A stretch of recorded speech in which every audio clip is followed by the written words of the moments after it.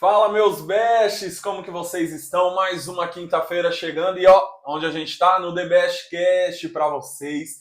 Ó, antes de mais nada, muito obrigado mesmo pelo seu carinho, pela sua audiência. Semana passada foi muito bom.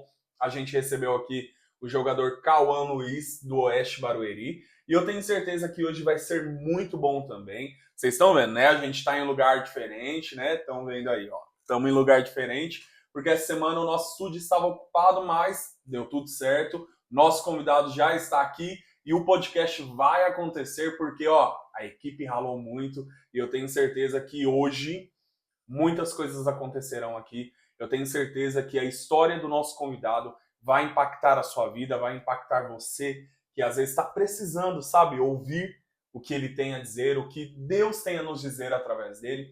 Então fique agora aí nessa live, fica aí neste podcast, tá bom?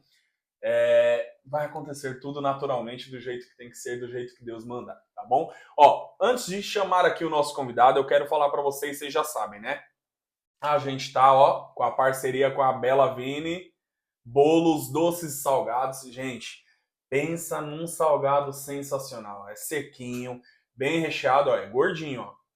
Gordinho aqui, ó. Ó, sequinho. Vou comer já, só deixa eu apresentar o convidado, né? Não falar de boca cheia. E agora a gente tá com parceria também, ó, com a Radassa Burgers. Olha isso aqui. A partir de segunda-feira, eles vão inaugurar no delivery e também vocês vão poder, né, fazer o pedido diretamente na hamburgueria. A gente, assim que eles nos enviarem endereço, arroba, tudo certinho, a gente vai colocar nas nossas redes sociais para vocês também poderem adquirir o seu hambúrguer. Tem diversos sabores, tá bom? E também o seu salgado lá na Bela Vini Doces. Então, ó, não perca, tá muito bom, mas agora sem mais delongas, né? Sem mais delongas, eu tô recebendo aqui o nosso querido missionário Lucas Nogueira. Lucas, Amém. seja muito bem-vindo. Obrigado. Que você possa ficar à vontade. Fala o que Deus te mandar falar, o que você tiver para nos falar, que eu tenho certeza que você tem algo muito bom para compartilhar conosco. Amém. Para mim é uma honra estar aqui com vocês. Comer meu salgado aqui, Pode viu? comer, Fica à pode vontade comer. também para comer. Para mim é uma honra estar aqui com vocês, estar nessa noite aqui especial. Bom, me apresentando, sou o missionário Lucas Nogueira, sou da Igreja do Nazareno, ali de Guarulhos. Venho debaixo da bênção dos meus pastores, pastor Alexandre Leandro, pastor Aneli Leandro. Abraço, pastores. E o meu pastor Rodrigo, que veio me acompanhando aqui também, Rodrigo Dias, que é meu pastor de missões. Estamos juntos nessa caminhada em missões, levando o evangelho, né? Seguindo essa ordenança do Senhor, que é pregar a palavra a toda criatura, todas as nações, fazendo discípulos. Então, estamos aí, caminhando em missões. É uma honra te receber aqui hoje, principalmente você vindo lá de Guarulhos, né? Praticamente outro estado. O Guarulhos é longe de Osasco, gente. É muito longe. E o trânsito, então, nem se fala. É verdade. Mas vamos lá. Posso chamar de Lucas? Pode, como que eu posso chamar? Lucas? Pode ficar à vontade. Então vamos lá. Lucas, assim que eu vi a tua história, lá no YouTube, lá no seu Instagram, eu fui impactado. Eu nunca tive nenhuma ligação com drogas, nem nada do tipo, mas tenho discípulos que já teve essa ligação, até mesmo famílias que eu conheço já tiveram ou têm pessoas dependentes, né, químicos. E quando eu vi a tua história, você contando aonde você chegou e quem é você hoje, onde você está hoje, eu falei assim, é Deus. Puro. É Deus. Purinho. Fala pra gente um pouquinho, mas antes de mais nada, eu quero saber quem era o Lucas antes disso. O Lucas, no começo da fé, você é cristão de berço? Como que é? Sim. Sou nascido em berço cristão, como dizem, né? Sim. Sou nascido em berço cristão, sou filho de um pastor. Então, nasci criado no Evangelho, minha mãe intercessora. Eita. Né? Aquela do joelho no chão. Do coque? A do coque. Então, sou filho de pastor, de uma intercessora. meus irmãos todos do Evangelho, minha Sim. família inteira sempre dentro da igreja. Sim. Então, desde a minha infância inteira eu passei dentro da igreja. Né? Minha infância inteira estive envolvido em algo da igreja. Até os meus 13 anos. Então, eu venho da música também, então toco alguns mesmo? instrumentos. Quais? Bateria, violão, baixo, um pouquinho de baixo, bem pouquinho. Mas é aquilo, né? Falam que quem toca muita coisa não toca nada, na verdade. Não, mas eu ouvi ele antes de vir aqui pro estúdio, ele tava testando ali na bateria que a gente tem aqui na igreja, tava testando. Não, Era você que tava era tocando? eu, era eu. Ah, então toca, cara. Então Não, toca toco bateria, baixo. um pouquinho de baixo, bem pouco mesmo. Mais as básicas, né? Toco um violão, toco um pouco de teclado. Ainda exerce tudo isso? Não muito. Não, mano. Mas quando precisa, quando os pastores precisam de ajuda, a gente vai lá e exerce. Sim. Mas hoje não é mais aquilo que o Senhor tem direcionado, né, meu coração. Então a música ela ficou mais no sentido mais missional mesmo, né? Sim. Ficou mais nesse sentido. Então eu utilizo a música hoje na minha vida, ela vai mais pro sentido da missão. Então quando eu estou em missões, aí eu pego ali o violão, aí a gente tem que fazer ali guiado pelo Espírito Santo, mas na verdade a música na igreja em si, no grupo de louvor, hoje já não é mais a caminhada que eu exerço, Sim. né? Muito por questão das demandas também que missões nos traz, né? Missões traz uma demanda bem grande, então por isso que não. Mas enfim, eu fui criado nesse meio, né? A minha família vem de músicos, então tem um irmão assim que toca todo que é tipo de instrumento, Que legal. sopros, enfim. Então eu venho desse Tem contexto. quantos irmãos? Nós somos um total de 9 irmãos. Eita! Amigos somos em 9. Tinha briga em casa? Ah, tinha bastante. Disputa de ciúme, a bolacha é minha, tinha isso? Tinha bastante. Eu tinha uma irmã só em casa e eu tinha isso. Imagina 9. E eu sou o caçula. Então, além de tudo, o mais mimado. O mais mimado, o que a mãe protegia, Sim, não briga sim. com ele. Não briga comigo. Com o tesouro, né? É o Kiko. É isso. Então, eu sempre tive esse envolvimento na igreja. Sim. E é algo que eu falo assim, o filho do pastor, ele sempre é o cara que ele faz tudo, né? Então, o filho do pastor... E também é o mais visado. É o mais visado. É o mais É o visado. mais visado. E é um ponto bacana de se falar, porque é uma das grandes dificuldades que nós encontramos na igreja, Sim. são filhos de pastores congregando com os próprios pais. Sim, sim.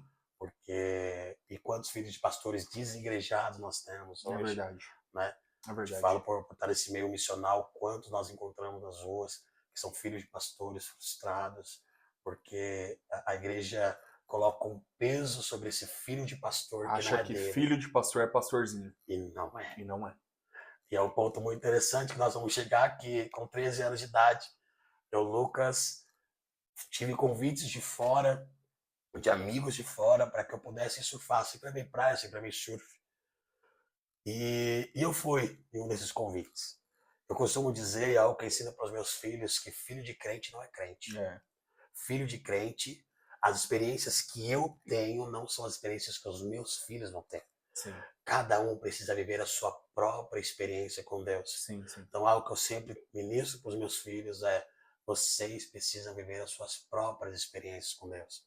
Vocês precisam viver algo com o Senhor. Então, não acho que porque o papai está ministrando, fazendo algo para o Senhor, que é a mesma coisa, que você vai junto por isso. Não. Você precisa ter a sua experiência.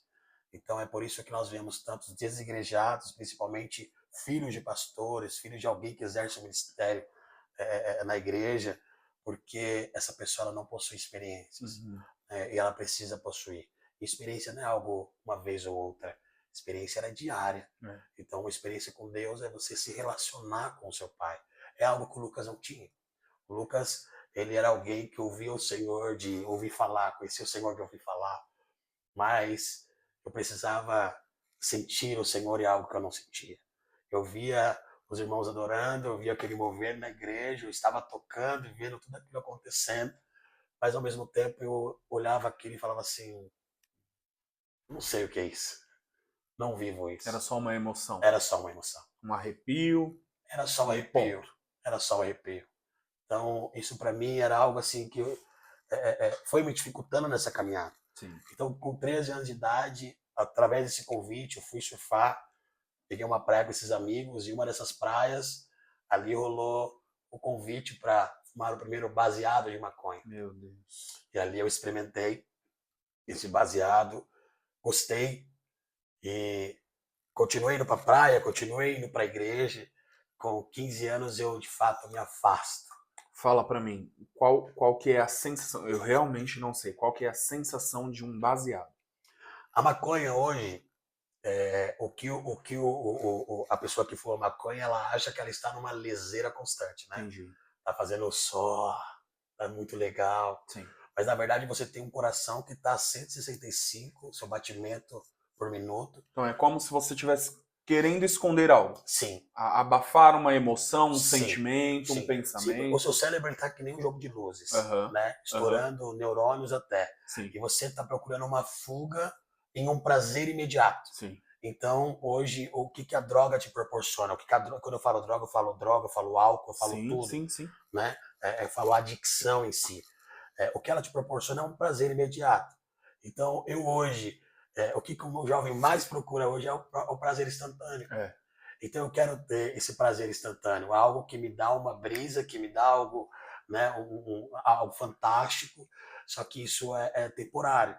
Só que esse temporário que é o problema, porque é onde eu estou vendo o meu neurônio estourando, onde eu estou vendo o meu coração batendo forte, eu estou achando que está tudo super incrível, mas na verdade está tudo horrível, porque eu vou criando uma dependência. Paulo, eu vou te falar que de 100% dos amigos que eu conheci, vou falar dessa forma, que iniciaram na maconha, 98% não permaneceram só na maconha. Avançaram para outras drogas. E esses 2% talvez estejam escondendo que nunca avançaram. Então, o maior engano que nós temos é achar que a substância maconha ela não vai me levar para outra substância.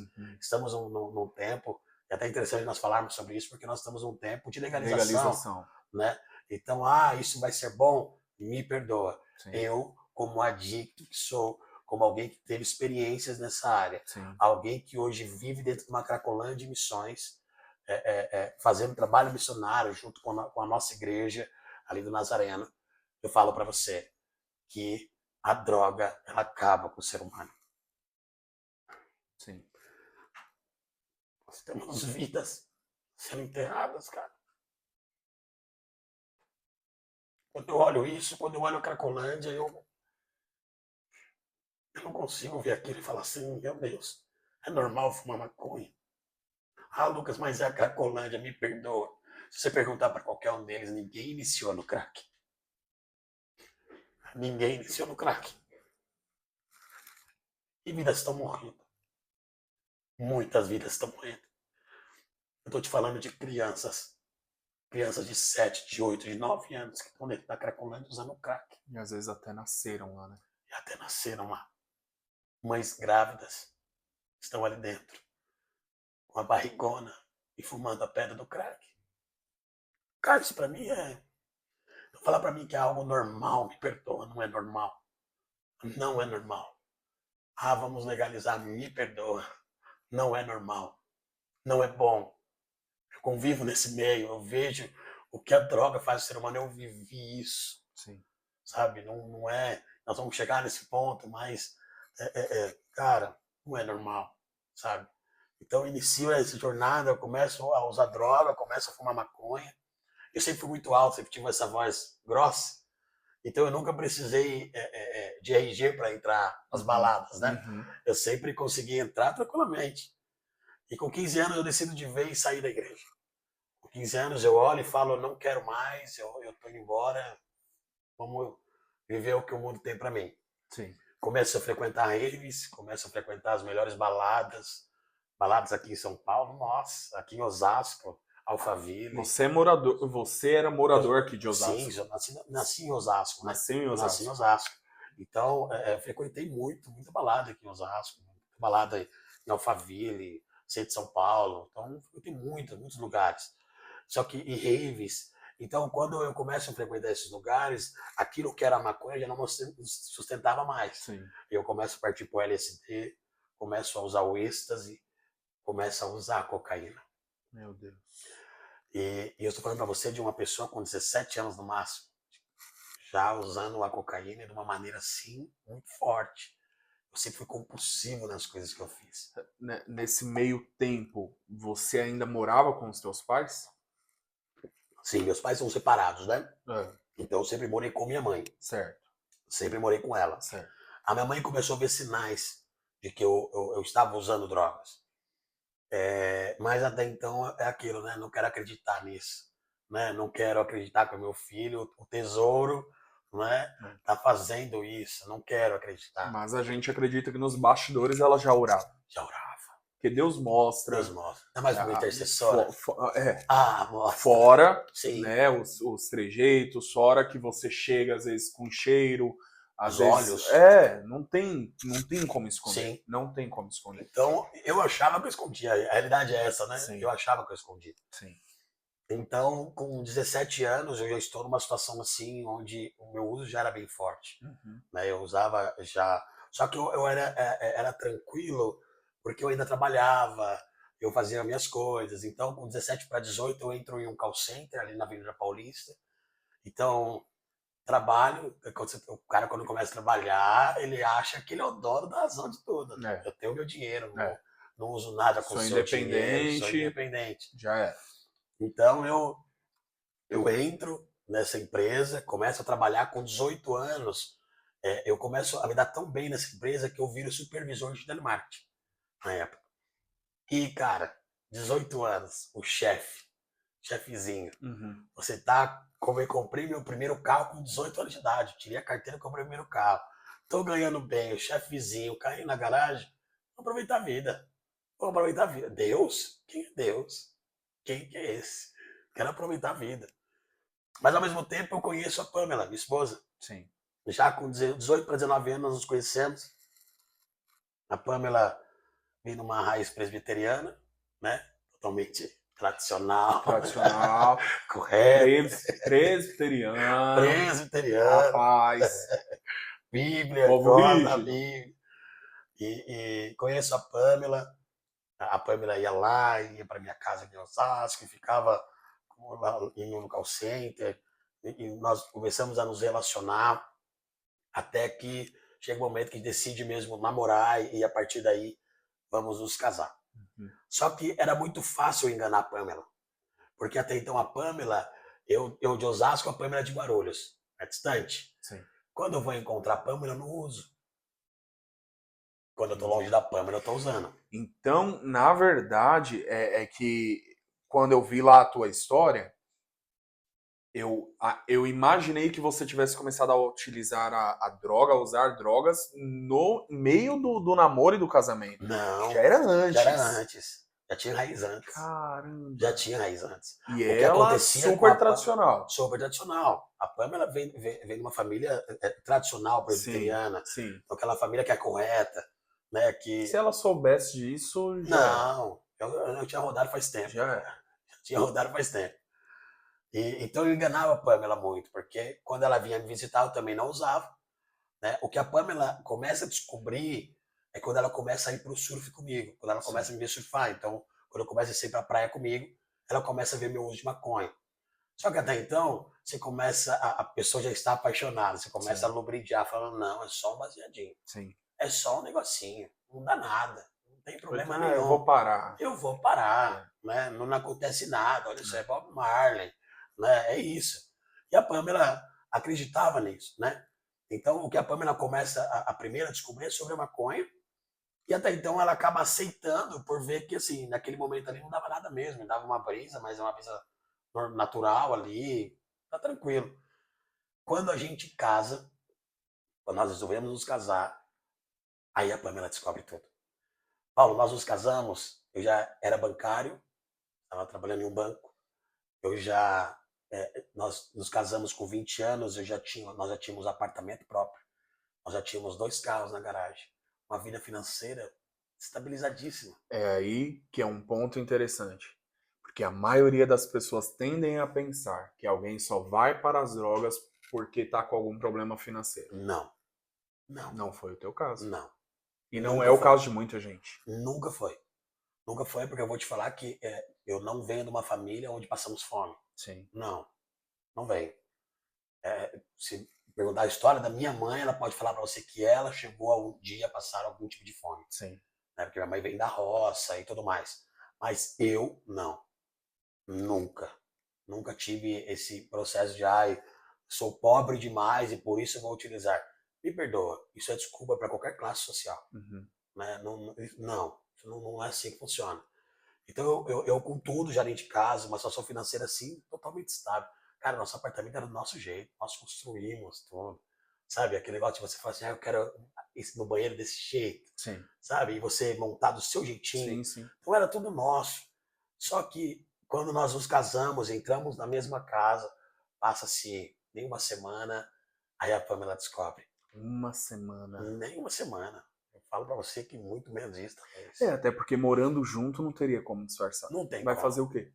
Não tem como, porque você tá vendo seu marido a noite inteira acordado. É. Uma sugação no nariz que tá normal. Né? Você começa a encontrar cápsulas pela casa. Você começa a ver umas situações onde não é natural. O Meu olho, Deus. né? O olho esticado, a pupila dilatada. Não tá natural. Então eu tive que abrir o jogo. Quando eu abro o jogo, a Pamela entra numa situação assim, de choro profundo. A Pamela entra numa situação muito triste. E nós, eu lembro que nessa noite nós não conversamos.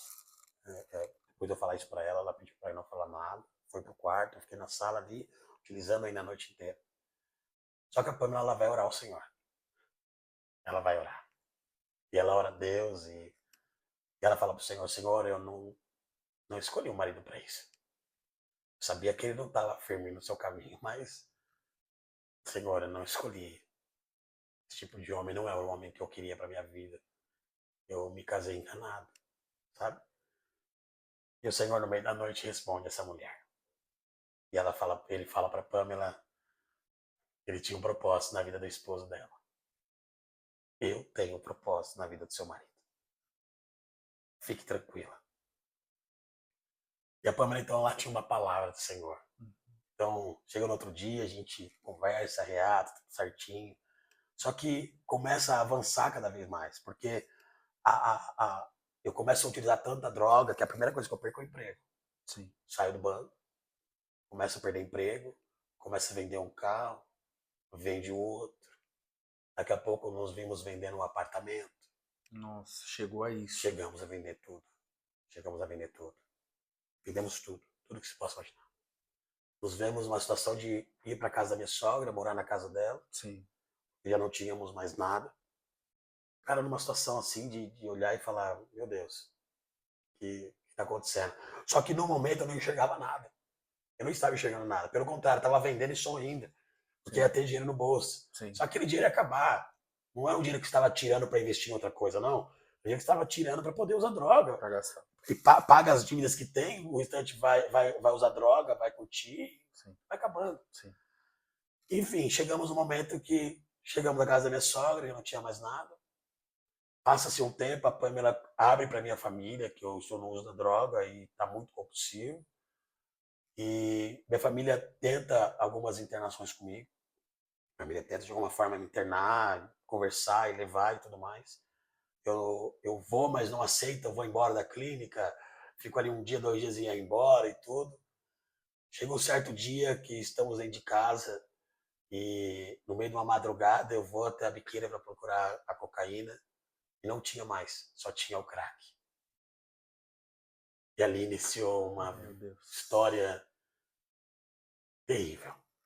Porque quando eu uso aquela pedra de crack, eu gostei de um jeito que eu não quis mais largar. Então, no outro dia, quando eu fui buscar a cocaína, eu não ia mais buscar a cocaína, eu só ia buscar o crack. Né? Então, para você ver como avança, Sim. né? A droga ela vai avançando. Né? Na sua cabeça, você tendo ali perdido carros, emprego, apartamento, nem aí passou pela tua cabeça, eu preciso abrir mão disso? Não. Não? Não. O problema do adicto, o problema do dependente químico é que ele não tem ideia do que ele está fazendo. Aliás, vou corrigir minha fala. Ele tem ideia do que está fazendo, mas ele não possui mais sentimentos. E nem controle. E nem controle. Então, quanto mais eu tiver, mais eu vou usar. E quando eu não tiver, eu vou dar um jeito de usar. Então ali, se você tivesse perdido sua família também... Para mim era algo que doía, iria doer no momento que eu Mas não tivesse mudava sã, nada. mas não mudava. Entendi. Porque a substância já estava infiltrada em mim. Eu já estava no momento onde a minha cabeça já não respondia aos meus sentimentos. Sim. Então, eu costumo dizer que o dependente químico, ele, o nosso corpo não funciona como o seu corpo, por exemplo. Vou te dar um exemplo disso. Você sente saudade, certo? Certo. Eu não sinto. Eu sinto super saudade. Você entende? Entendi. O meu pensamento, a minha cabeça, não funciona como uma pessoa normal. Eu te falo isso até hoje, tá? Não, o Lucas nunca deixou de ser um dependente químico. Sim. O Lucas, ele é um dependente químico até o final da vida dele. Então, todo dia eu me cuido. Todo dia eu preciso passar pelo processo da cruz. Uhum. Eu preciso ir até Cristo. Eu preciso estar no devocional. Eu preciso estar debaixo da graça. Porque senão eu sei para onde eu vou. Sim. Então, aquilo que você sente saudade, eu não conheço. Eu conheço a super saudade. Eu não conheço a alegria. Eu conheço a euforia. Entendeu? Então, Entendi. nós não sabemos viver na linha da normalidade. Nós vivemos super em tudo. Então, até então, que eu sou muito intenso. Então, você fala assim, Lucas, você vai fazer tal coisa, pode ter certeza que eu vou fazer, e vou fazer de uma maneira como você nunca viu ninguém fazer. Porque eu sou intenso. O adicto, ele é assim, Sim. né? E então, eu começo a viver um processo com o crack onde eu uso muito, começo a utilizar muita droga. Chega um dia que eu entro em casa, após algumas tentativas da família de internação, eu entro em casa e a Pamela olha para mim e fala assim, por favor, vai embora. Quero que você vá embora. Paulo nunca foi agressivo, pelo contrário. Nunca fui um cara, nunca agredi a Pamela, não. Pelo contrário, eu falo que sempre quando ela falava, eu até baixava a cabeça. Uhum. Né? Nunca fui dessa linha de agressão. Sim. Então, quando ela pede para mim sair dentro de casa, ela fala algo que mexeu, que isso me doeu e mexeu no momento. Eu não quero que os seus filhos tenham a imagem do pai drogado. Eu quero que eles continuem com a imagem do super-herói dentro de casa. Você já tinha quantos filhos aí? Eu já tinha as duas meninas, a Maitê e a Lana, né? A Maitê é a minha mais velha Sim, e a sim. Lana do meio. Bem pequenininhas ainda, mas já tinha as duas. E eu saio de casa, né? O Gael Azaf, meu filho, ele já estava sendo gerado na barriga, né? A Pamela estava grávida. Nós não sabíamos ali no momento, se eu não me engano, a gente não sabia ainda que ele estava. Não me perdoa, nós sabíamos sim. Uhum. Quando eu saio, nós sabemos a gravidez do Gael. Sim. Então eu saio de casa. Só que assim, eu não tinha mais confiança de ninguém. Ninguém mais acreditava no Lucas, ninguém sabia quem era o Lucas, todo mundo sabia que o Lucas ia dar uma mancada, o Lucas ia fazer alguma coisa. Então o lugar que eu me vi foi a Cracolândia. Paulo, eu não passei na Cracolândia. Eu morei na Cracolândia. Meu Deus. Eu não fui alguém que entrou lá, pegou a droga e saiu. Não. Eu morei na Cracolândia. Eu estava no inferno. Eu acessei algo que hoje, por nós estarmos lá dentro fazendo trabalho, lá dentro da Cracolândia, nós sabemos o quão o inimigo atua naquele lugar. Estamos falando da casa dele. A gente vê hoje jornalistas, né? Citaram aqui o Roberto Cabrini, ele faz muitas matérias, né, na Cracolândia, enfim, nesses lugares mais perigosos, assim, mais sombrios. E eu não sei se você já viu esse tipo de matéria, acredito que sim, mas mostra a total realidade ou você conheceu uma realidade ainda mais profunda? Mais profunda. Meu Bem mais Deus. profunda. O que eu costumo dizer, o que nós vemos é a da Atena no ar. O que nós vemos é o helicóptero em cima. Mas a Cracolândia ela é muito mais profunda do que a gente Muito pensa. mais do que aquilo. É muito dinheiro envolvido. Há muita corrupção. Há algo muito demoníaco mesmo ali dentro. Ali não é só uma questão de... A droga é a cereja do bolo. Né? É muita gente envolvida. Né? Tanto drogados quanto não drogados que está envolvido. Por hora você vê plaquetes e plaquetes de notas de dinheiro saindo de dentro da Cracolândia. Então ela é muito mais profunda. Né? E é por isso que ela se mantém. É por isso que ela se mantém. E o grande problema é que todo mundo considera a Cracolândia como um problema de segurança pública. Era isso que eu ia te perguntar. Você acha que a Cracolândia é um problema do governo? Nunca foi. Nunca foi de segurança pública. Sempre foi saúde pública. Então, o que a polícia hoje faz na Cracolândia? Ela entra, Expulsa. ela expulsa, taca a bomba lá dentro. Só que até então, Uma pessoa alucinada. pra mim, tá daqui bomba, eu tô dando risada da bomba que sacou. É. Só que aí ao contrário, você vai me gerar uma raiva que eu vou lá e começar a quebrar carro, quebrar um monte de coisa em volta. Só que o que acontece quando você joga uma bomba ali na Cracolândia? Você, ao invés de quebrar a Cracolândia, você está criando várias Cracolândias. Então você tacou a bomba, você tacou a bomba na Cracolândia. Você multiplica. Você multiplica. Até então, que se você, depois você dá uma olhada nos trabalhos que nós fazemos, você vai ver que a gente não consegue fazer apenas um trabalho na Cracolândia. Concentrado, né? Concentrado. Nós precisamos de uma equipe que vai rodeando ao entorno do centro de São Paulo para poder pegar as pessoas, porque são várias Cracolândias no lugar. E outra, se você for aqui em Osasco, centro de Osasco, você tem uma Cracolândia. Tem. Ali, centro de Osasco, atrás da estação de Osasco, você tem uma Cracolândia. Sim. Se você ver qualquer cidade, Carapicuíba, qualquer lugar quilômetro tem. 21 ali, Qualquer lugar tem. a Carapicuíba ali é uma Qualquer Cracolândia. lugar tem. Então você vai encontrar várias Cracolândias. Por quê? Porque você está achando que é segurança pública. Você vai lá e estoura uma bomba. Você vai lá, prende um ou dois. Não é. Não é segurança, é saúde.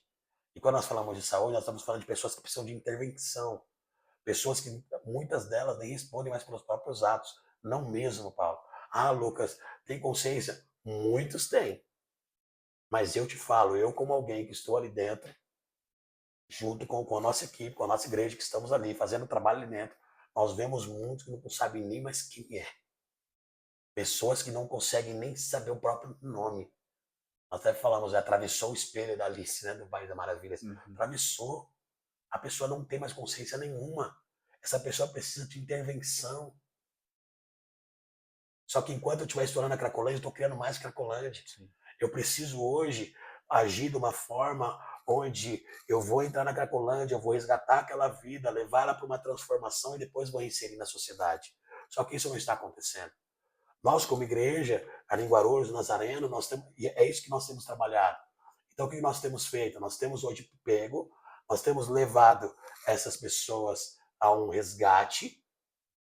Nós tiramos ali, nós temos uma rede de apoio, onde eu pego essa pessoa, eu tiro ela de dentro da Cracolândia, eu levo ela para uma clínica de recuperação. Sim. Depois que ela está na clínica de recuperação, eu começo a reinserir ela na sociedade. É diferente. Então, eu resgatei, levamos para transformação e reinserir. Você fez um trabalho completo. Só que sabe qual que é o problema? Quando você pega essa pessoa e você tira dentro da Cracolândia sem a consciência dela para uma clínica compulsória que nós chamamos, nós temos os direitos humanos, que olha e fala assim, coitado, não faz isso. Ele tem o direito do livre-arbítrio, do ir e vir. Levar uma pessoa à força para ser internada é uma injustiça. Mas ninguém pensa, sabe no quê? Ninguém pensa na mãezinha que está chorando. Ninguém pensa naquela senhora que está orando pelo seu filho, naquela que está entrando com uma foto lá dentro, falando assim, por favor, cadê meu filho? Aflita. Eu não consigo imaginar a dor. Eu não consigo imaginar a dor. Eu te falo que eu também não. Eu te falo que eu também não. Porque você... Eu sou o outro lado, né? Você é o outro lado. E quanto tempo você ficou lá? Quando eu entro na Cracolândia, eu viro morador da Cracolândia mesmo durante quase 2 anos. 1 ano e 7, 8 meses. Então eu virei morador ali dentro mesmo durante todo esse tempo. Então, o dinheiro acaba, você não tem mais dinheiro, você não tem nada. Então o que você faz? Você começa a sair para fazer assaltos. E eu comecei a praticar alguns assaltos. E nessa de assaltos eu fui preso 7 vezes. Meu Deus!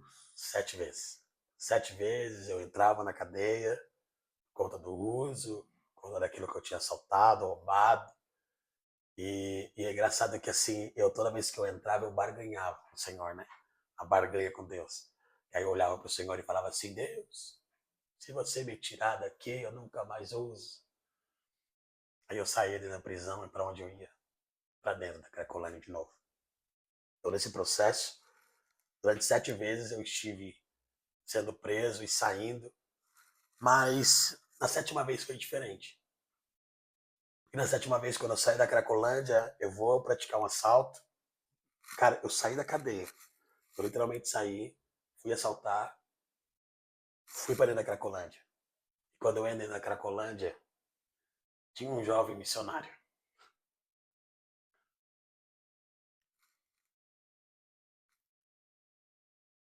Ai, cara, como quero encontrar esse rapaz?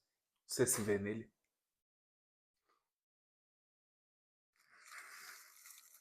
Demais, demais. Eu não sei se esse rapaz entende, eu com a certeza que ele não sabe a dimensão de que isso se tornou. Mas eu entro na Cracolândia, esse rapaz me aborda lá na frente e fala para mim assim: Jesus te ama. Fico tão bravo com ele. Eu olho para aquele rapaz e falo: você é louco? O que você está fazendo aqui? Sabe onde você está? Aí ele abre um sorriso lindo para mim. E ele fala: eu sei. Jesus te ama. E eu também. Paulo, eu fiquei tão envergonhado. O sentimento que ele trouxe no meu coração, ele falou com uma autoridade sobre mim. Aquele garoto não tinha 15 anos de idade. Mas ele falou com uma autoridade no meu coração, que ele plantou uma semente tão profunda em mim,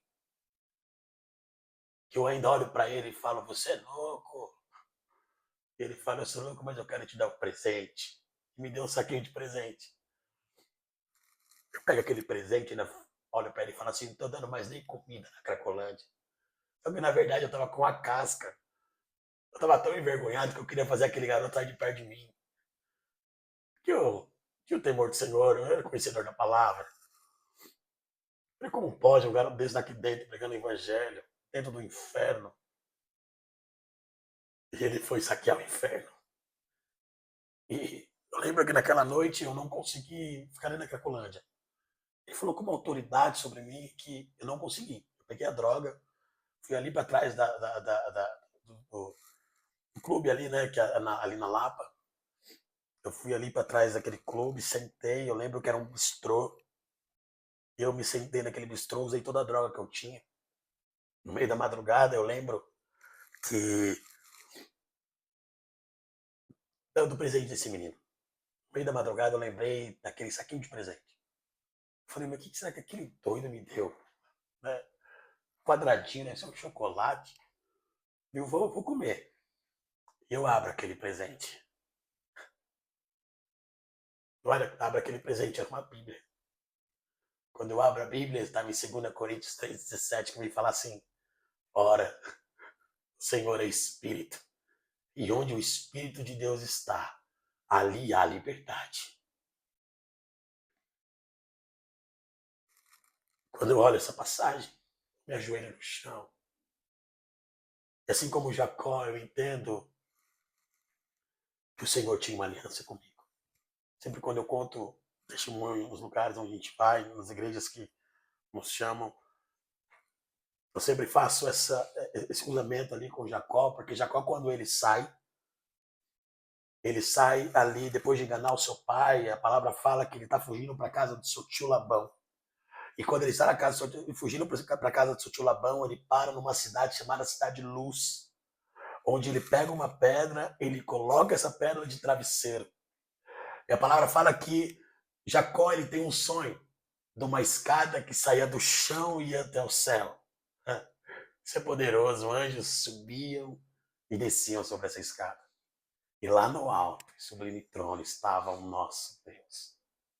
Quando Jacó acorda, ele entende que o Senhor tinha uma aliança com ele. Mas Jacó também compreende que era necessário que ele fizesse uma aliança com o Senhor.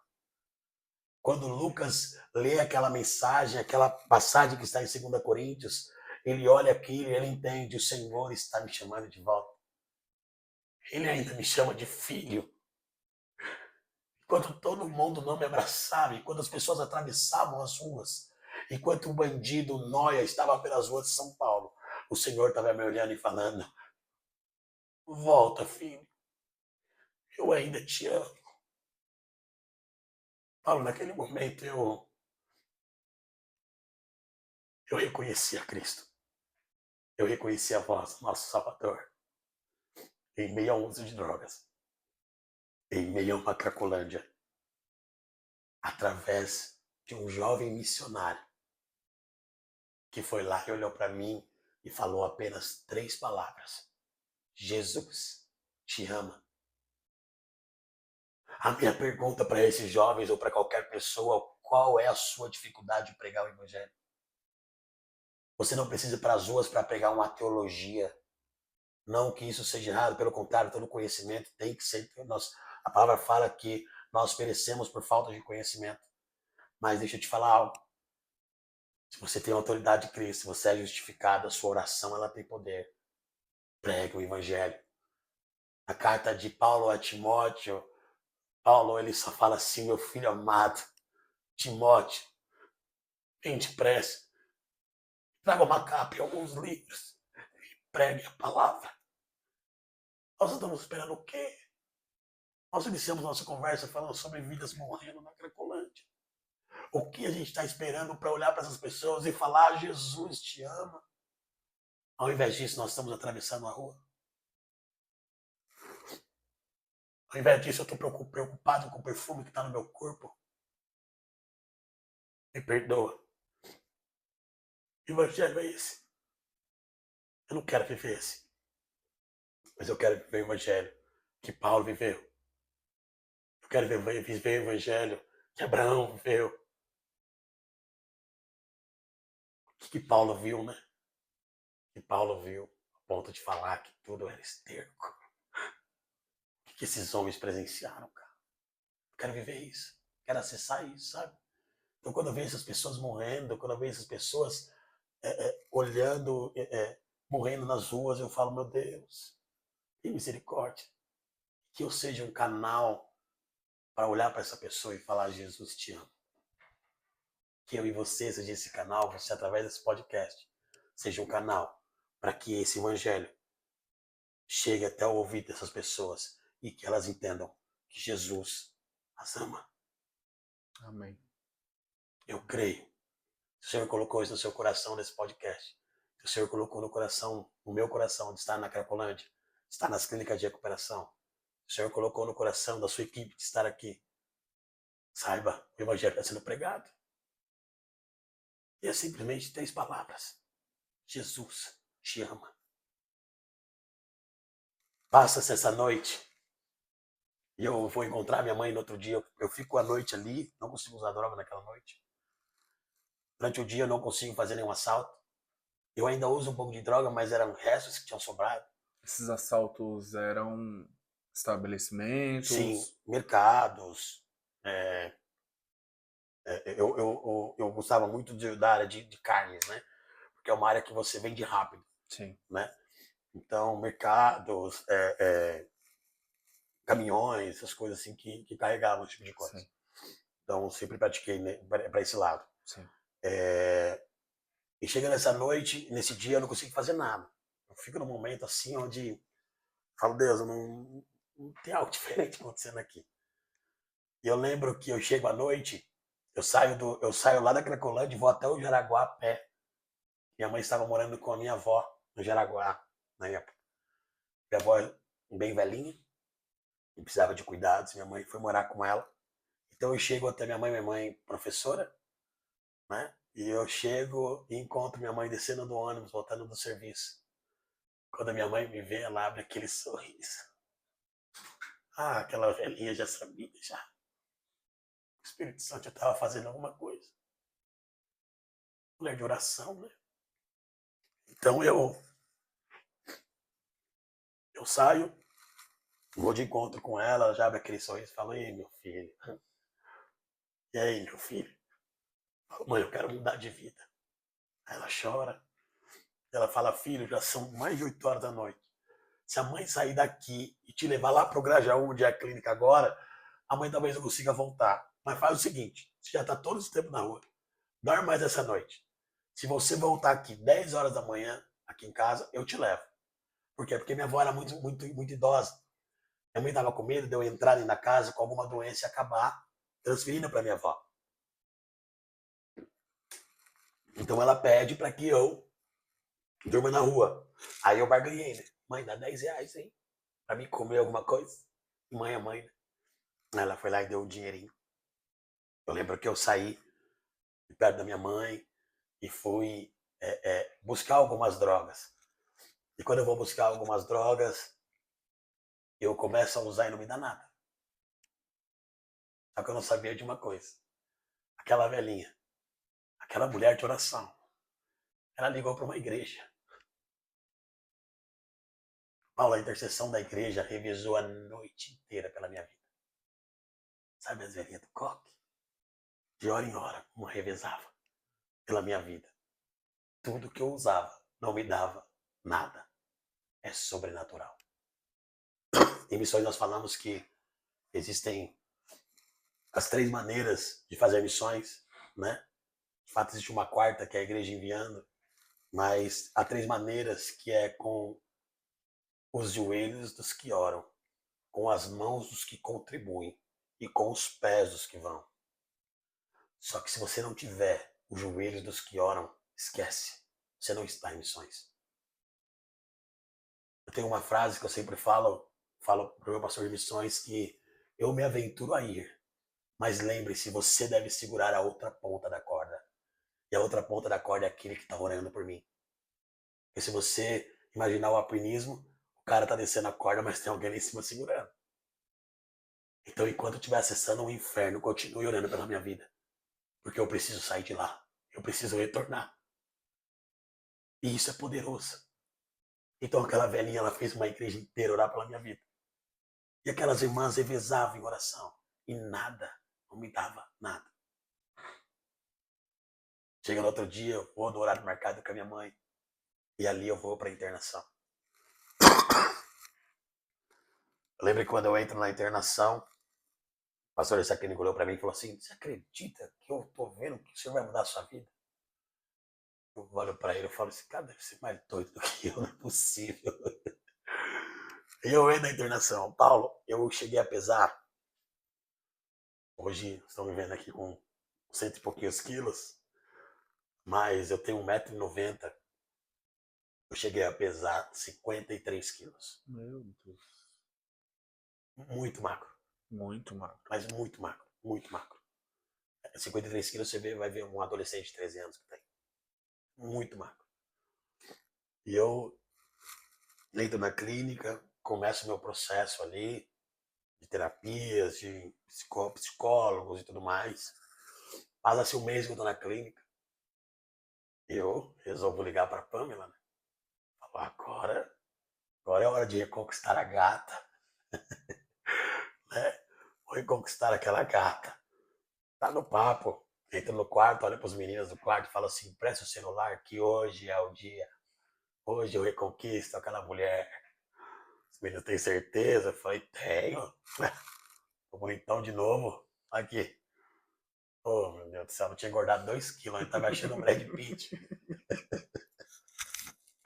Tinha engordado 2 quilos aí. E então eu ligo pra Pamela e eu falo assim: oi, gata.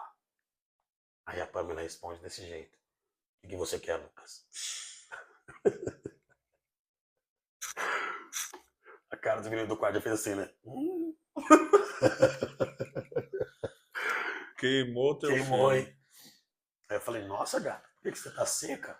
E a gente? Só que tinha uma mulher de Deus do outro lado. Sim. E essa mulher de Deus falou assim: Lucas, eu vou te dar 4 princípios para que você passe pela sua internação.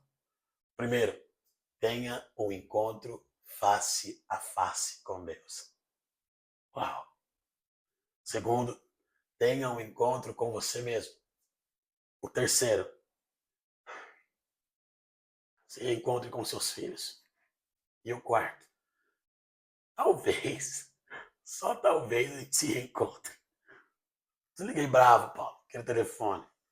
Olhei para os caras do quarto e falei: ela tá me tirando. Eu vou arrumar outra. Vou engordar mais, eu vou arrumar outra. Ficando bonito. Ô dó. Passa-se uma semana depois dessa conversa com a Pamela, entra um pastor na igreja. Não é nem da clínica, nem na igreja, nem na clínica. E ele começa a pregar a história de Jacó. Encontro face a face com Deus. Aquela noite eu lembro que na hora do apelo, ele falou sobre a luta com o anjo, falou tudo, e no final ele falou: a vida de Jacó nunca mais foi a mesma quando ele resolveu se entregar para o Senhor. Que no final dessa história, o anjo, o homem, na verdade a palavra fala que era o próprio Deus, ele faz uma pergunta para Jacó: quem é você? Qual é teu nome?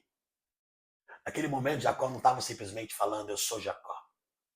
Jacó estava falando, ei, Senhor, deixa eu tirar a máscara aqui. Deixa eu tirar as vestes aqui, ó. Esse aqui sou eu, ó. Enganador, mentiroso, trapaceiro. Esse aqui sou eu, ó.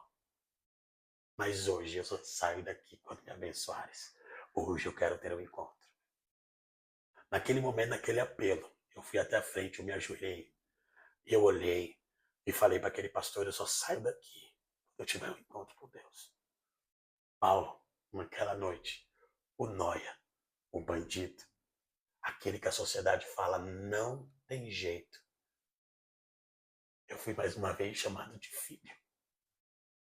Oh Deus. Eu tive um encontro com Deus. Foi algo muito forte que aconteceu comigo naquela noite. Mas agora eu preciso viver o segundo processo, que era o encontro comigo mesmo. Como eu estava falando sobre o dependente químico, ele perde alguns sentimentos. E uma das coisas que ele perde é eu não conseguia nem me olhar no espelho mais, porque eu sabia da minha magreza. Então o espelho para mim era algo que eu nem olhava, não conseguia olhar. E então um dia, esse pastor da clínica falou assim, Lucas, você está num processo bom, eu quero que você vá lá comprar uns doces sozinho. Então minha família mandou um dinheirinho e eu saí na rua para comprar alguns doces. Quando eu vou comprar alguns doces, na volta, um casal de velhinhos, senhorzinhos, estava vindo na minha direção. E eles olharam para mim. Ah, não era só um senhorzinho que estava olhando para mim, Paulo. Eles olharam para mim com um olhar tão de amor. E eles falaram, ô garoto bonito, que dia lindo hoje, né? E eu começo a chorar. Aqueles velhinhos olhou e falou assim, meu Deus, o que é isso? Esse doido que tá fazendo aqui na rua. E eu saio de perto, eu chorando. Só que ali eu vivi meu segundo processo. Sabe por quê? Porque toda vez que eu andava na rua, as pessoas atravessavam. Toda vez que eu estava na direção das pessoas, elas simplesmente atravessavam a rua. Disfarçavam, saíam de perto, porque era um bandido, era um nóia. Mas aqueles senhores reconheceram alguém que teve um encontro com Deus. Aqueles senhores reconheceram o servo do Senhor. Eles reconheceram alguém que foi chamado de filho. Não era mais o nóia. Não é o bandido. Não, era o filho. Então eu entro na clínica todo feliz, ligo pra Pâmela, fui chamado de lindo. Tentando reconquistar, né? Devagar. E eu começo a ver um processo onde eu peço pra Pâmela agora trazer os meus filhos.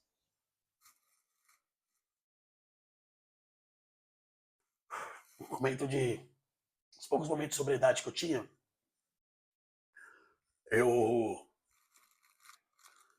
sentia muita saudade dele, sabe? E nesse meio tempo, o Gael já tinha nascido. Gael nasceu. Você não conhecia? Conhecia. Conhecia? No dia do parto do Gael eu estava louco de droga. A médica olhando pra Pâmela e falando pra Pâmela assim, você tem certeza? A Pâmela, sim. Eu sei que ele não vai fazer nada. Pode ficar tranquila, doutora. Eu conheço, eu sei que ele não faz nada. No dia do nascimento do Gael eu estava. Conheci o Gael. E como você soube do...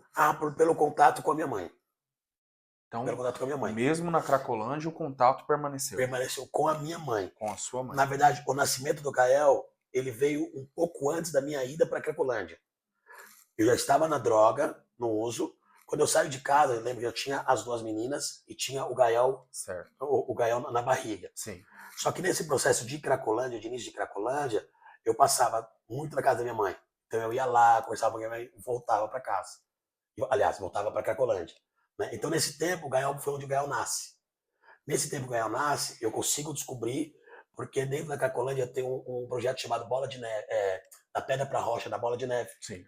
E ali minha mãe tinha um contato com o pastor lá de dentro. Então eu tinha muito contato com a minha mãe também ali. Com a Pamela não tinha contato nenhum. Nenhum. Mais. Então no nascimento do Gael eu já sabia que ele estava. Porque eu estava na Cracolândia, mas eu saía muito. Nesse primeiro período que eu estava ali dentro. Eu ainda tinha alguns acessos. Eu ia até a casa da minha mãe. Eu pedia dinheiro, né? Eu não queria entrar no roubo. Então eu estava na Cracolândia, mas eu saía até a casa dela. Ficava um dia. Voltava para lá para dentro. Entende? Então esse era o processo que eu vivia. Eu vivia um processo assim de sai dali da Cracolândia, vai na casa da minha mãe e volta. Só que depois de 2, 3 meses, que é quando o Gael nasce, aí já não. Aí eu já começo a ficar direto na Cracolândia. Né? Já começo a ficar direto ali dentro. Era vergonha? Ah, total. Vergonha. Você entra numa crise, cara, onde você se coloca na posição de vítima, né? Uhum. Sou vítima. Ninguém me ama. Ninguém me quer. Você é vítima, né? Então você sempre vai. Quando você se coloca nessa posição de vítima, você não consegue ajuda. Agora, quando você coloca na posição de fala assim, eu sou dependente, eu não consigo, eu preciso de ajuda, aí você consegue ajuda. Aí você realmente está pronto para ser trabalhado. Agora, quando você está na posição de vítima, ninguém me ama, ninguém me quer, ninguém me aceita. Quando eu vou ministrar alguma clínica, eu sempre falo, irmão, quem fez coisa errada não foi sua mãe e seu pai, foi você. Para de mimimi. Na rua você não tinha mimimi, na rua você era o herói. Na rua você se colocava numa posição de eu sou o tal. Por que agora você está se colocando nessa posição? Não. Se coloca na posição de alguém que errou, de alguém que precisa de remissão, de alguém que precisa reconquistar uma confiança. Quando você perde a confiança de alguém para você reconquistar, pode demorar até anos. Eu vivi esse processo. Vivi, não vamos chegar lá, mas eu vivi esse processo muito, muito triste. E então eu começo a pedir para a Pamela trazer as crianças, né? Nisso o Gael, não lembro a idade do Gael exatamente, mas o Gael já estava ele bem pequenininho, bebê de colo ainda. E o Gael, ele vai com as meninas dentro da clínica. Ah, que momento. Eu lembro, Paulo, que nessa noite eu nem dormi. Não dormi. Nossa, peguei roupa emprestada. Perfume, acho que chegava até em Guarulhos. Tanto perfume que eu coloquei no corpo. E ali a Pamela chega com os 3. E os 3 saem correndo. E eles me abraçam e dizem, papai, eu te amo. Eu tava com tanta saudade. Eu te amo, papai. Tipo, tal. A Pamela, enquanto eu achava que a Pamela estava com outros homens, quando eu achava que a Pamela estava usufruindo, minha esposa bonita, nova, eu achava que a Pamela estava em qualquer lugar. A Pamela, ela estava dentro da igreja, com os 3, orando ao Senhor. E ela ensinou uma oração para as crianças. E durante todo o tempo que eu estava nas ruas, as crianças faziam a mesma oração toda noite. E a oração era assim: Deus, cura o dodói do papai. Traz ele de volta para casa. Toda noite, Paulo. Era a mesma oração. Senhor, cura o dodói do papai. Traz ele de volta para casa.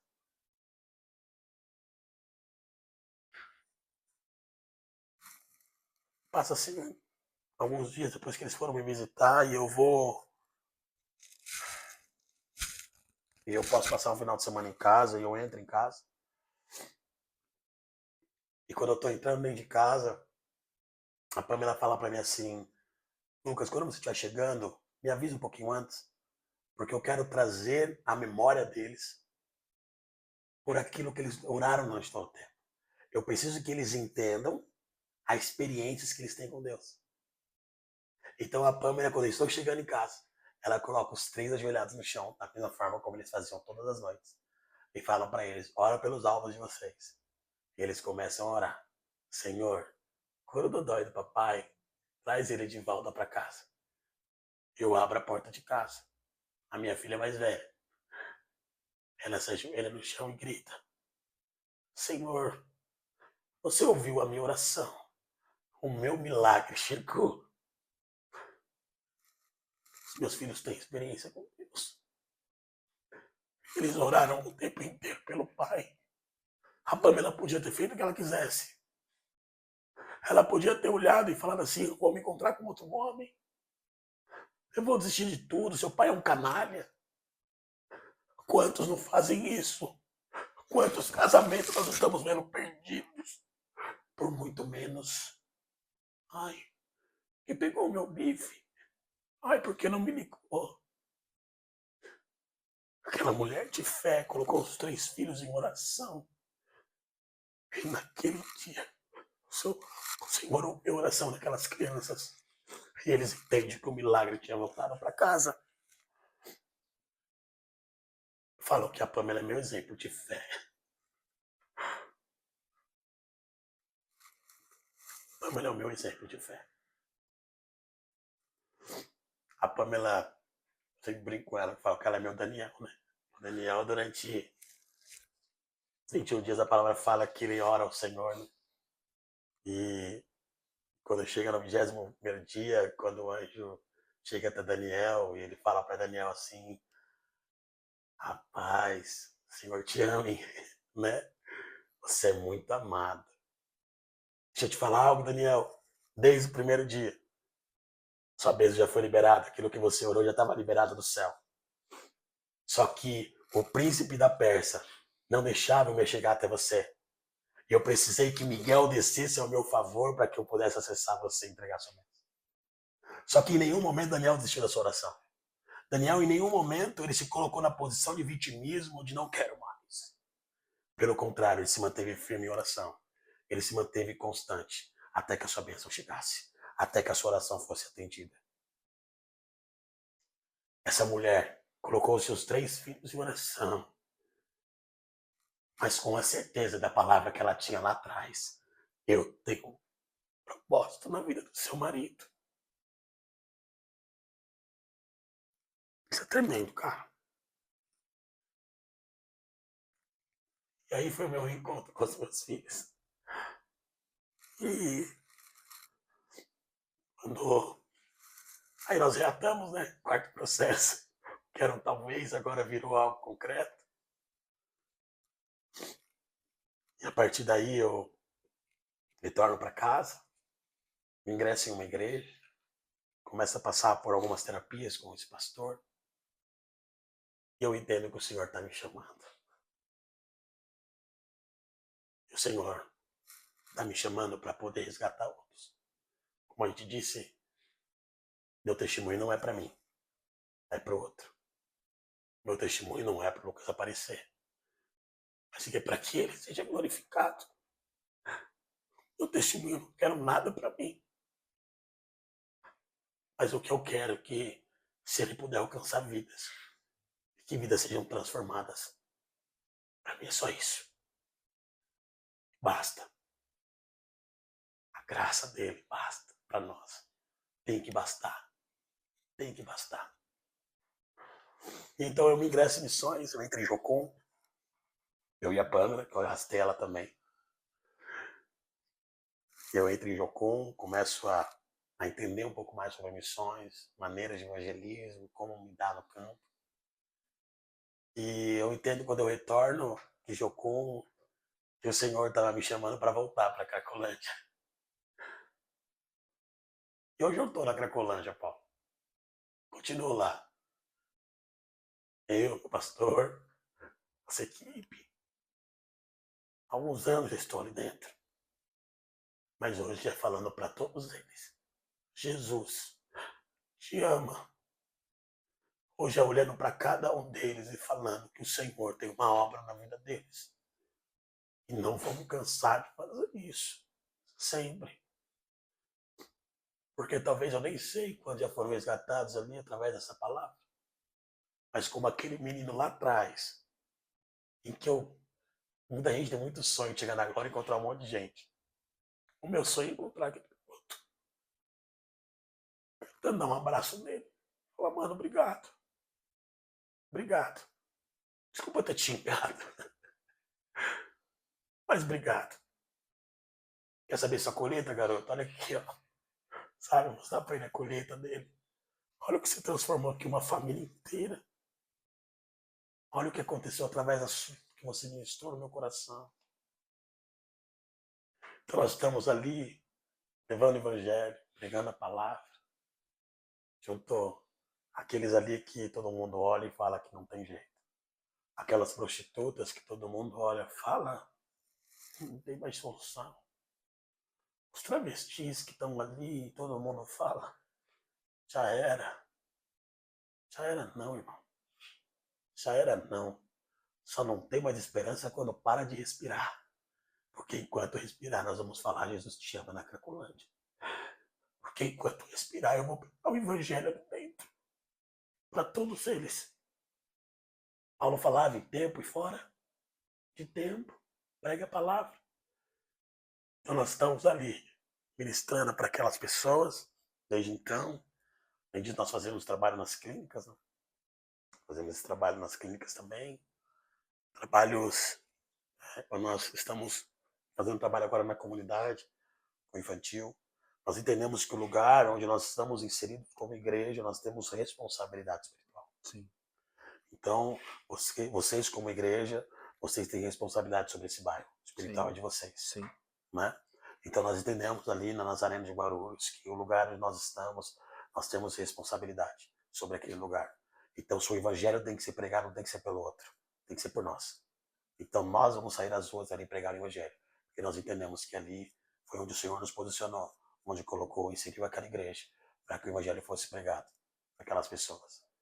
Então nós estamos trabalhando na comunidade, não é só na Cracolândia, né? É nessa comunidade em torno da igreja, pregando ali o evangelho. Sábado, agora dia 20, nós temos ali uma ação com infantil, com as crianças da comunidade. Vai ser algo poderoso. Né? Então, ore por nós também, para que o Senhor direcione todas as coisas.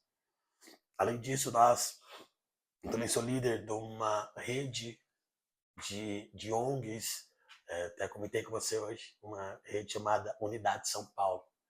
Essa Unidade São Paulo, ela é uma rede de apoio. Então, o que eu entendo quando eu entro em missões? Que eu não tenho como pregar o evangelho para alguém se não dar uma direção. Se não vir o evangelho de panfleto. Então, um dia eu estava na Cracolândia, um cara ministrou para mim da mesma forma que esse missionáriozinho estava lá. E esse cara, eu olhei para ele e falei, eu quero ajuda. Esse cara pegou, saiu e foi embora. E eu fiquei olhando para ele e falei, mas cadê esse Deus que você falou que ia mudar a minha vida? Então, o que eu entendo? Eu entendo que antes de eu sair em missões, eu tinha que primeiro montar uma rede de apoio. Eu precisava ter essa rede de apoio. Então, eu me conecto ao pastor Diego Dolindo, que é um dos líderes também dessa Unidade de São Paulo, alguns outros líderes. E ali nós montamos uma rede de apoio. Então, são clínicas, são ONGs, tudo que é lugar de São Paulo que está ali dentro. Então, é uma rede de conexão. Então, ali a gente se conversa, ali a gente se ajuda. Então, o Paulo hoje está precisando de uma internação, ele manda ali no nosso grupo. E automaticamente a gente consegue ajudá-lo de alguma forma. Lucas, eu estou precisando de 10 cestas básicas. Aqui na igreja tal tem as 10 cestas básicas. A gente consegue se ajudando. Então é uma rede de conexão. Como que entra em contato? Através do Instagram? Isso, o Instagram é Unidade SP. Unidade. Isso. É o número 1. Isso. Unidade SP. @ Unidade SP. Tá aparecendo nos nossos stories. No momento que estiver indo ao ar podcast, a gente vai colocar lá nos stories. Amém. É bênção. Então, quem quiser se conectar com a gente, né, você que tem um trabalho social, um trabalho missional, quiser se conectar, é super bem-vindo. Né? Ali é somente cristãos mesmo, então é só ONGs, projetos cristãos que estão ali envolvidos juntos. Tem muita gente ali bacana que tem feito um trabalho muito relevante na cidade de São Paulo. Né? E aquilo que nós sempre falamos é que não é uma placa de igreja, é um reino. Né? Nunca foi sobre placa, foi sobre o reino do Senhor. Então é o reino que está em movimento. Então, quando a gente vê a igreja se conectando, a gente olha e fala, cara, que incrível isso, é o reino do Senhor. Nós tivemos, no mês passado, no Rio Grande do Sul, Sim. Né, Nós descemos ali com mais de 28 toneladas lá para baixo. Nós descemos uma equipe de 13 pessoas ali para o Rio Grande do Sul. E você perguntar, foi da Nazareno? Não. Foi da Nazareno, foi Comunidade 9, foi Instituto Redenção. Você olhava e falava, meu Deus, O povo de tanta Deus. gente conectada e todo mundo para descer. Então, assim, é reino. Nossa visão é uma visão de reino. Né? Tanto a Igreja do Nazareno em si, quanto a Unidade de São Paulo, é uma visão de reino. São pessoas ali que estão, de fato, fazendo um trabalho muito relevante. Lucas, eu queria que você olhasse ali para minha equipe. Olha o estado que eles estão. Uau. Esse é o resultado do teu testemunho. Meu pastor também, olha a cara dele. Esse é o resultado do seu testemunho. Amém. É o resultado daquilo que Deus fez em você e agora faz através de você. E se tem algo que eu posso te dizer é Jesus te ama. Amém. Amém, eu recebo. Eu não tenho muito o que dizer hoje aqui. Eu só quero dizer que eu fui agraciado por Deus. Amém. Não só pela minha vida, mas porque eu sei que a gente vai alcançar pessoas que estão precisando ouvir tudo isso. Pessoas que... Mães, pais que às vezes já nem sabem o que fazer. Existe vida. Existe esperança. Existe. Tem jeito. A gente só precisa entender o que Deus quer.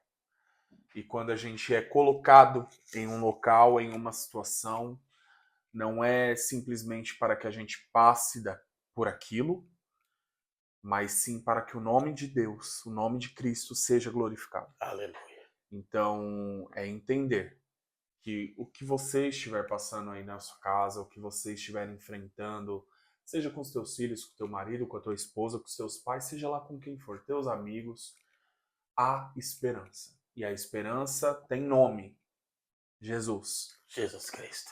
E Ele te ama. Muito. E eu só tenho a agradecer. Obrigado. Só agradecer. Geralmente, no podcast, a gente vai fazendo um bate-bola, né? Um bate-papo. Mas hoje eu precisei deixar você falar. Amém. E eu sei que o Espírito Santo de Deus falou muito através de você. Aleluia. E que ele continue falando através de você lá na Cracolândia, nas comunidades, nas igrejas, em outros estados, em outros países. Porque eu sei que existe algo raro dentro de você a ser levado, a ser compartilhado. E não é sobre você. É sobre Ele. É sobre Tudo ele. sobre Ele. Obrigado, viu, Lucas? Eu que agradeço. Tem mais alguma coisa para falar? Não, só agradecer. Não. Eu agradeço a você. Agradeço a toda a equipe. Acho que você falou algo muito interessante, né? Enquanto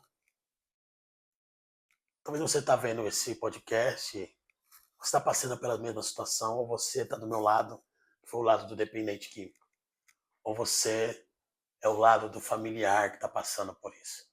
Talvez você seja a mãezinha do coque. Talvez você seja a tia ou a avó. Quero dizer para você que tem jeito. O nosso Deus ainda faz milagre. A promessa que foi feita para Abraão, ela permaneceu com Isaac, continuou em Jacó e ela permanece até hoje. Então aquilo que Deus prometeu, Ele é fiel para cumprir. Aquilo que o Senhor colocou no seu coração, você mãe, você tia, avó, aquilo que o Senhor colocou no seu coração, o Senhor vai fazer. Continue orando, continue intercedendo. E para você, missionário, jovem missionário que está aí, seu trabalho não é em vão. Continue declarando: Jesus te ama. Amém. Amém. A você aí de casa, muito obrigado. Antes de me despedir de vocês, né? Deixa eu me reconstituir aqui, né? Porque quero falar para você através deste podcast sobre a Inova Gide, né? A nossa parceira, a nossa patrocinadora master. Falar a respeito dos equipamentos de áudio, som, que você pode utilizar aí para fazer os teus vídeos através do Instagram, do YouTube. Assim como nós estamos aqui, sabe, fazendo esse podcast, você pode ter o seu podcast, você pode ter aí a sua ferramenta essencial para influenciar, para cantar, para tocar algum instrumento, seja lá o que for, a I9Gid está no mercado e garante qualidade para você. Então, é só acessar o site www.i9gid.com.br e adquirir 5% de desconto usando o nosso cupom THEBEST5, tá bom? Então, muito obrigado a você aí que nos acompanhou até agora. Obrigado, Lucas. Obrigado a Deus vocês. abençoe sua vida. Amém. Espero que você volte. Por favor. Eu não sei quanto tempo está dando aqui. Hoje é gravado, né? Não sei se vocês perceberam, mas hoje é gravado. Mas, em todo caso, eu queria que isso chegasse um pouco mais longe. Então, eu vou pedir para que a minha produção coloque no ar em 2 partes. Amém. Pode ser? Amém. Em Fique à 2 vontade. partes. Eu quero você 2 vezes aqui no Amém. podcast. E futuramente volte Por favor. para falar mais do que Deus tem feito em você e através de você. Aleluia. Que Deus abençoe a tua casa, a tua família. Amém. Continue abençoando, né? Suas filhas, seus filhos são lindos. Sua família é linda. Que Deus abençoe a todos. Amém. E obrigado, pastor. Obrigado, equipe. Obrigado a todos vocês que assistiram até aqui. Vou conversar. Vamos ver se vai ser em 2 partes ou não. A minha equipe vai decidir, Fique à tá vontade. bom? Mas se decidirem por 2 partes, 2 partes. Se não, a gente faz uma parte só e já descarrega toda essa unção de Deus nesse povo. Pessoal, obrigado pela sua audiência, pelo seu carinho. Fiquem com Deus. Até a próxima quinta-feira, 8 horas ao vivo, hein? Não percam. Tchau. Tchau, tchau.